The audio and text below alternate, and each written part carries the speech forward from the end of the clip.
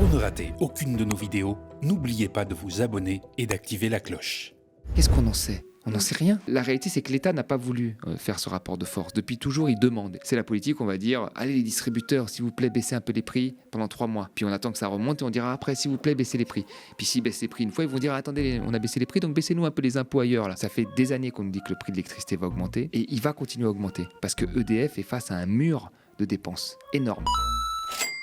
Bonjour tout le monde, je suis ravie de vous retrouver pour ce nouvel Instant Porcher. L'Instant Porcher, c'est un petit moment qu'on se prend entre nous chaque semaine avec Thomas pour analyser, décrypter et avoir les clés pour comprendre tout ce qui se passe autour de nous. Et cette année, on fait la rentrée à la télé. Oui, vous avez bien entendu, je vous le répétais sans cesse l'année dernière, eh bien nous avons réussi grâce à vous le 20 octobre où vous aurez enfin un média libre et indépendant des luttes sur les bouquets télé des box internet. Oui, nous allons nous frotter aux grandes chaînes. Nous avons absolument besoin de vous pour cette grande étape de l'histoire médiatique. Pour constituer notre grille des programmes, nous sommes en pleine levée de fonds sur KissKissBankBank. Rejoignez cette grande aventure et soutenez la première coopérative médiatique de France sur le petit écran. Bonjour Thomas. Bonjour Lisa. Alors avec toi aujourd'hui au programme, le fiasco du gouvernement sur les carburants et Valérie Pécresse qui propose un SMIC régional rehaussé. C'est parti.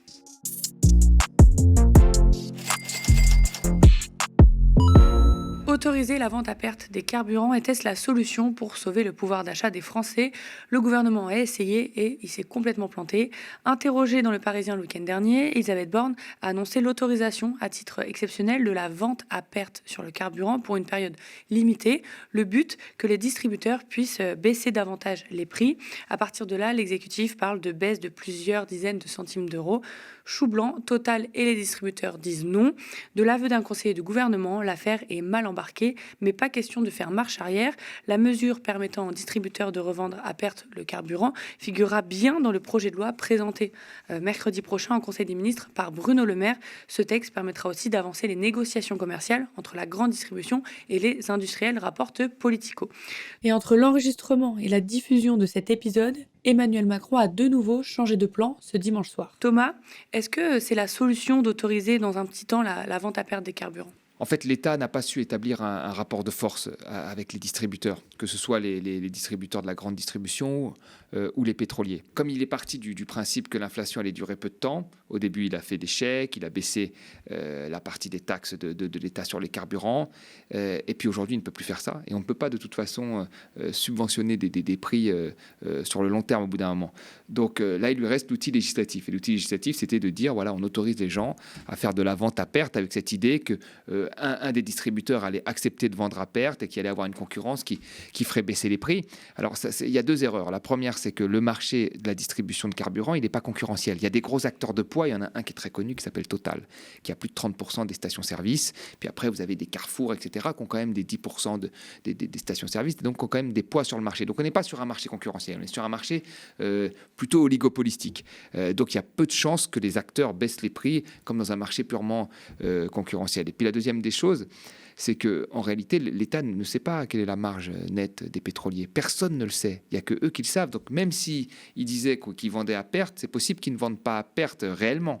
Et puis après, ils peuvent se rattraper ailleurs. Ils peuvent donner d'un côté et puis reprendre de l'autre. Par exemple, Carrefour peut dire venez chez moi, je vends à perte, l'essence n'est pas chère, et puis derrière revendre d'autres produits chez Carrefour, où là elle fait des marges supplémentaires pour se compenser. Et même, allons plus loin, les pétroliers peuvent dire par exemple pour donner l'impression qu'ils sont coopératifs, pour pas que l'État mette en place, c'est pas son souhait, mais on ne sait jamais, une taxe sur les super profits, les pétroliers peuvent dire, écoutez, voilà, là on vend à perte, regardez, on est très gentil, on fait des ristournes, regardez, on est très gentil, mais après, quand les prix du pétrole baissent un petit peu, qu'il y a moins les caméras sur la hausse des prix, là, se rattraper en faisant des marges supplémentaires. Les pétroliers l'ont souvent fait, et de nombreuses études ont montré qu'ils reportaient plus rapidement les hausses des prix du pétrole sur les carburants qu'ils ne reportaient les baisses. Donc c'est très simple de dire voilà, on va vendre à perte, mais si derrière on n'a pas tous les leviers pour vérifier et même pour imposer, ça ne sert à rien. Et moi je pense que le gouvernement, son but, c'est de dire regardez, j'ai fait mon boulot, j'ai levé le verrou législatif, donc les gens peuvent vendre à perte, et les gros méchants, ce sont les pétroliers qui ne jouent pas le jeu.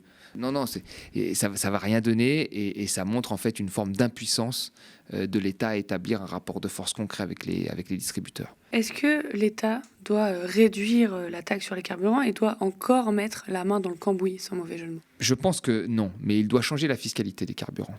Parce qu'il y a quand même cette idée, depuis longtemps, dans la tête d'un certain nombre d'économistes, de mes confrères que je ne partage pas, qu'il faut augmenter les prix du carburant pour que les gens consomment moins de carburant.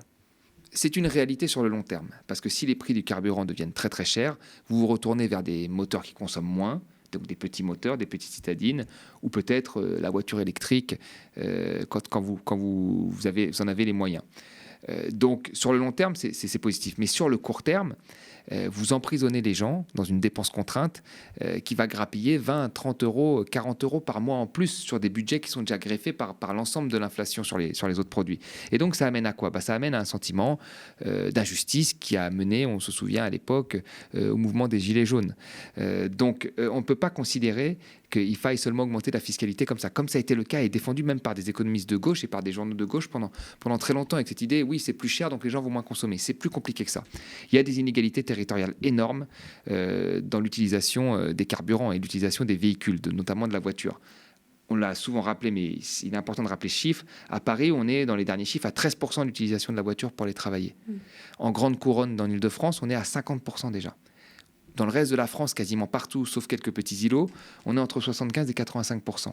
C'est-à-dire que les gens sont très dépendants de la voiture. Le taux d'utilisation des transports en commun en Meurthe-et-Moselle, c'est 2%.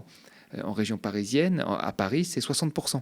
Donc, il y a des gens qui ont le choix et qui ont une fiscalité qui peut changer leur comportement, qui vont de la voiture au transport, quand d'autres n'ont pas le choix. Et donc, quand vous mettez plus de fiscalité, vous les enfermez finalement dans une dépense contrainte supplémentaire.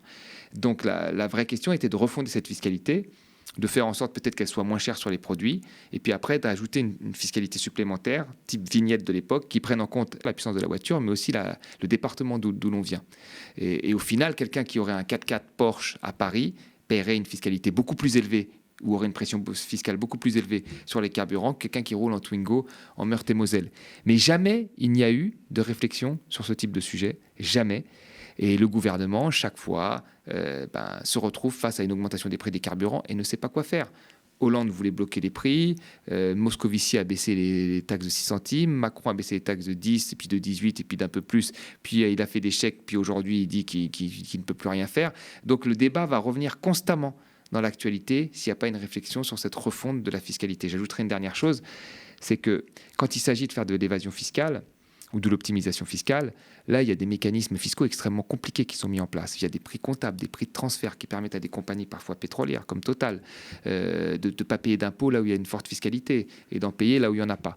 Il y a même un impôt qui a été inventé comme le bénéfice mondial consolidé, qui a été inventé par des hauts fonctionnaires français, qui vise pour des grandes multinationales à rapatrier leurs pertes pour baisser leur impôt en France. Vous vous rendez compte ? Donc on peut parfois aussi avoir une ingénierie un petit peu fiscale, mais aussi qui s'adresse aux consommateurs pour une fois. Et sur ce point, il n'y a jamais de débat.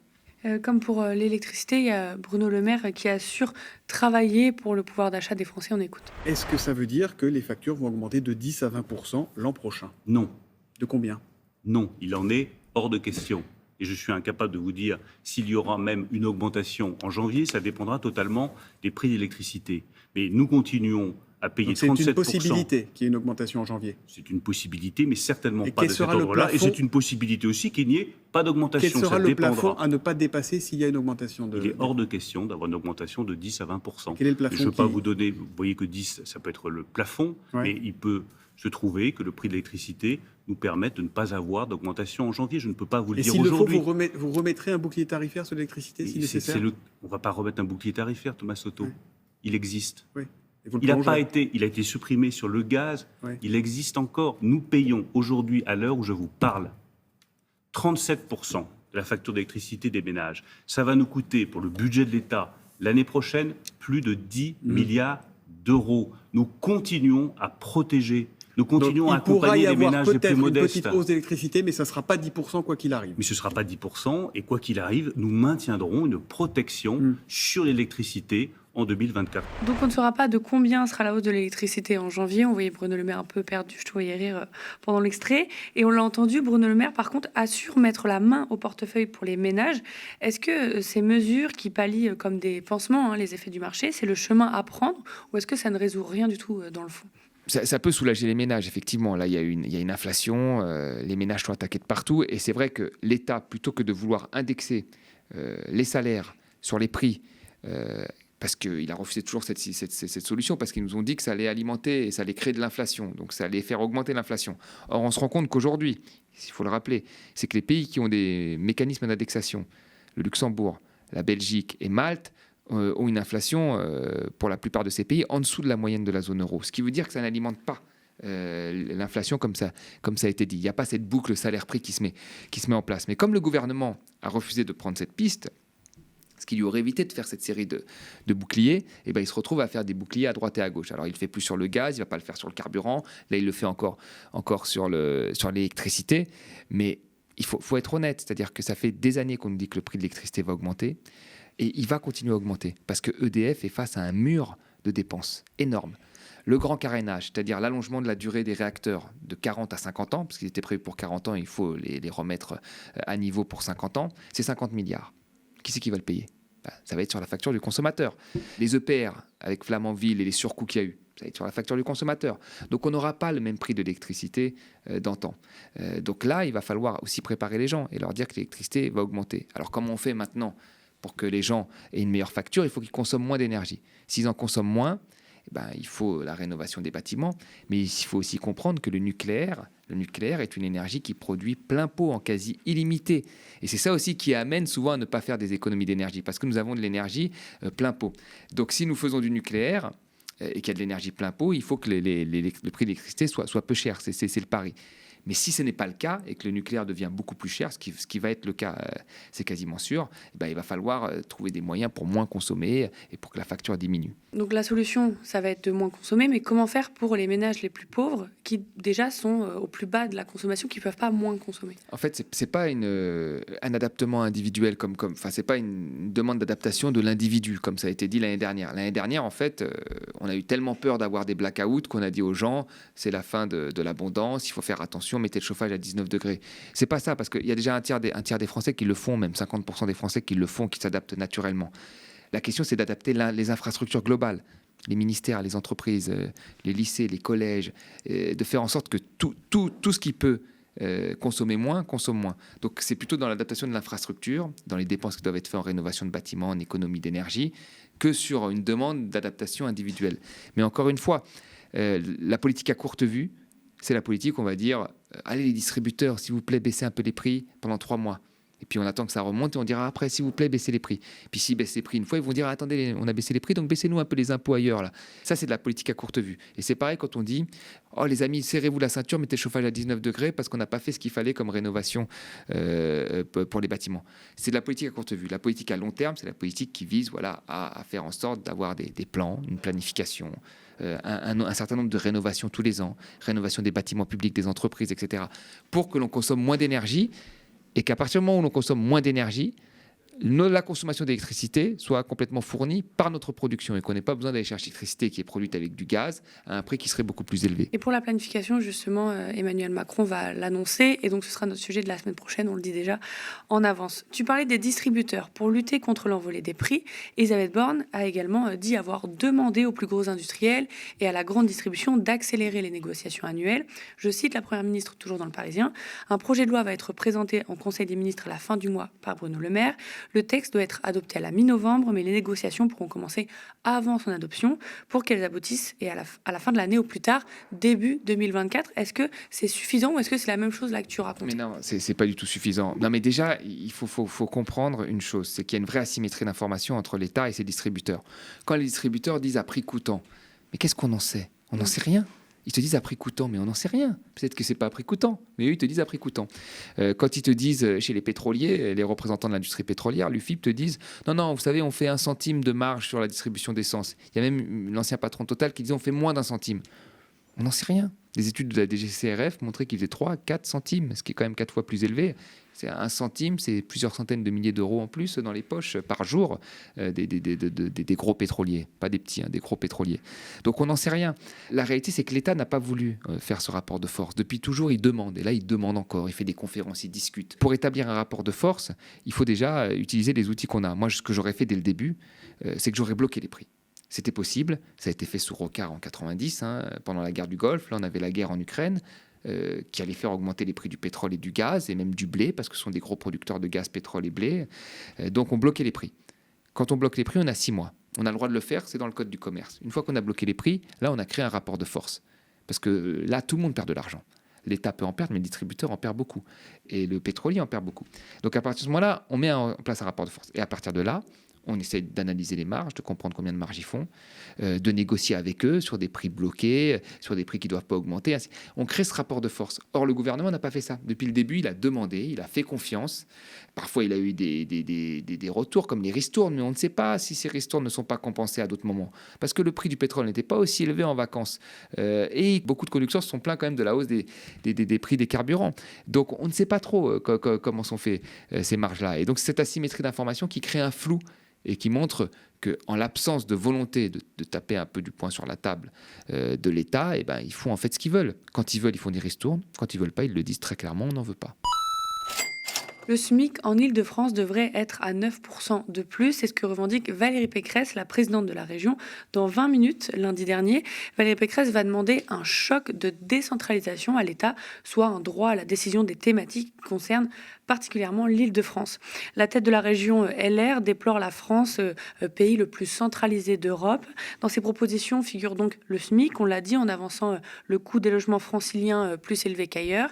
D'autres propositions sont également avancées, régionaliser la gouvernance de l'assurance chômage, Pôle emploi, pouvoir créer des écoles primaires autonomes sous contrat, etc. Thomas, qu'est-ce que tu penses de ces propositions, surtout par rapport au SMIC qui a fait beaucoup parler? En fait, elle pointe du doigt quand même une réalité, Valérie Pécresse. La réalité, c'est que effectivement, on vit beaucoup moins bien avec le SMIC en Île-de-France que dans d'autres régions. Tout simplement parce que les prix de l'immobilier, les prix des locations coûtent beaucoup plus cher. Après, à l'intérieur de la région, il y a des grosses disparités entre quelqu'un qui vit au SMIC dans la proche banlieue, quelqu'un qui vit dans la banlieue lointaine. Il y a des grosses disparités. Le problème, c'est quoi si on met en place ce SMIC régional? La première des choses, c'est que Paris, déjà, en termes d'offres d'emploi, est extrêmement centralisé. Beaucoup de gens quittent la province pour aller sur Paris. Chez les cadres, c'est quasiment 90% des diplômés d'écoles de commerce. C'est énorme. Mais même chez les autres, comme ils sont dans des endroits où il y a très peu d'emplois, ils vont chercher des emplois qu'ils vont trouver beaucoup plus facilement en région parisienne. D'ailleurs, la proche banlieue, où il y a des taux de chômage assez élevés, souvent trouve des emplois assez précaires dans les Deliveroo, les Uber, etc., pour servir les centres-villes. Donc ça va en fait créer une distorsion supplémentaire qui va faire encore plus augmenter les prix de l'immobilier, etc. Donc, en voulant combattre ce qu'elle dénonce, elle risque finalement de le servir. Ça, c'est la première des choses. Et puis après, il va y avoir une espèce de compétitivité aussi pour certains métiers entre régions. Donc des régions vont s'installer là où c'est pas cher, même si après elles officient à Paris, mais elles vont payer peut-être des gens moins chers en province, dans l'Oise, qui est très proche de Paris, alors que les gens feront une activité dans la région d'Île-de-France. Donc ça c'est un deuxième risque. Et la dernière des choses, oui, il faut augmenter le SMIC, mais il faut l'augmenter partout. Parce que quand on regarde les premiers de corvée, quand il y a eu cette crise du Covid et qu'on a beaucoup mis en avant les premiers de corvée, tout le monde s'est rendu compte que les assistantes de personnes âgées, les infirmières, les puéricultrices, les gens des supermarchés étaient extrêmement mal payés. Il faut augmenter leur salaire, mais il faut l'augmenter partout. Puisque finalement, les pénuries d'emplois que l'on a dans certains secteurs, elles concernent toute la France. Donc le salaire minimum, il faut l'augmenter partout parce que c'est plus un salaire minimum aujourd'hui. Il faut être franc, ce n'est plus un salaire minimum. Et en augmentant d'ailleurs ce salaire minimum un peu partout, et même je dirais en l'inscrivant dans les branches, ça risque de faire augmenter aussi tous les autres salaires qui sont au-dessus. Donc quand on augmente le SMIC, on augmente par répercussion tous les autres salaires. Quand on met le SMIC dans les accords de branche en référence, dès que le SMIC augmente, tous les autres salaires doivent suivre. Donc oui, la question du SMIC, c'est une bonne chose de le mettre sur la table. Oui, il faut l'augmenter. Oui, il y a des différences effectivement entre l'Île-de-France et les autres régions. Mais la solution n'est pas de faire deux SMIC différents parce qu'il y aurait une distorsion. Et d'ailleurs, ce n'est pas ce que voulaient les syndicats à l'époque, parce que ça existait à une époque, mais ce n'est pas ce que voulaient les syndicats.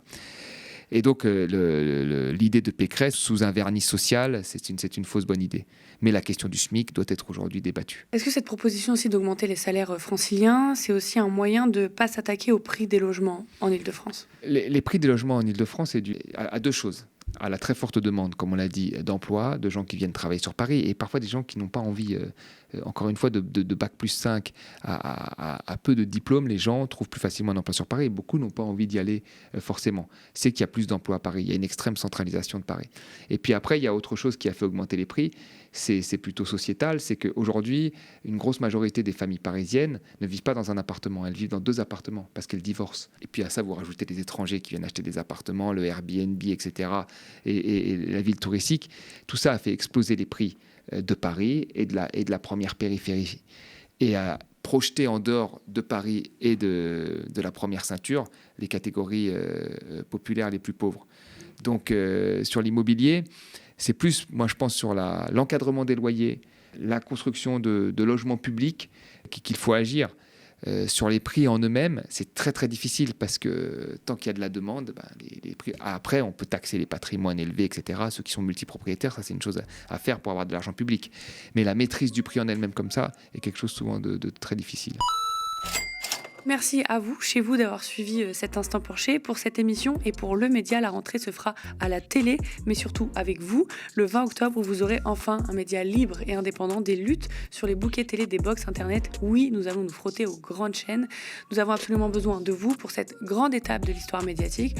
Pour constituer notre grille des programmes, nous sommes en pleine levée de fonds sur KissKissBankBank. Rejoignez cette grande aventure et soutenez la première coopérative médiatique de France sur le petit écran. Nous sommes ravis de décrypter l'actualité avec Thomas et vous chaque semaine. Merci de toujours nous suivre, pour tous vos commentaires et pouces en l'air sous la vidéo. Spectateurs, abonnés, donatrices et sociaux, je vous dis à la semaine prochaine.